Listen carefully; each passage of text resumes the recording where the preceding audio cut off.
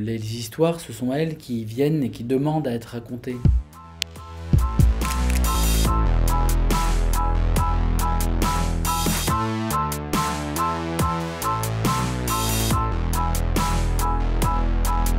Il se pose vraiment en observateur de notre monde, de la vie en fait, autour de lui, donc de nous aussi dans nos échanges sociaux. Il est comme dans un reportage animalier où il essaye de retracer, de montrer, de croquer les us et les coutumes en fait de nos congénères.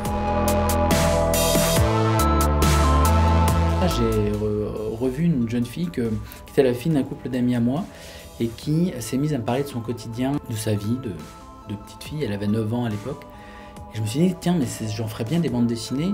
C'était extrêmement différent de la vision que je pouvais avoir, moi, des jeunes, etc. Donc je me suis dit, tiens, je vais lui donner la parole.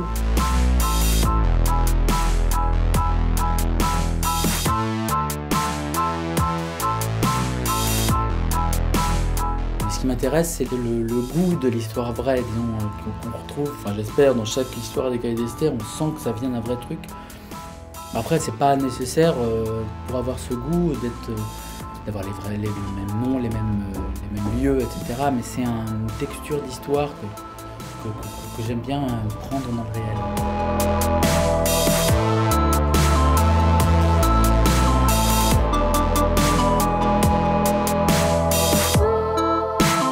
J'utilise mon histoire pour en faire un récit lisible par les gens qui n'ont pas vécu les mêmes événements que moi. Je remets en scène tous les souvenirs de manière à ce qu'ils soient lisibles par le lecteur. Donc ça suppose la recréation d'une dramaturgie.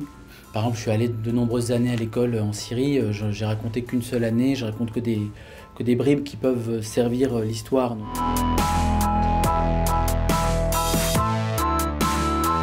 Il n'y a pas de filtre autre que, bien évidemment, son talent graphique et son art de raconter. Mais en tout cas, tout est possible, hein, tout est entendable.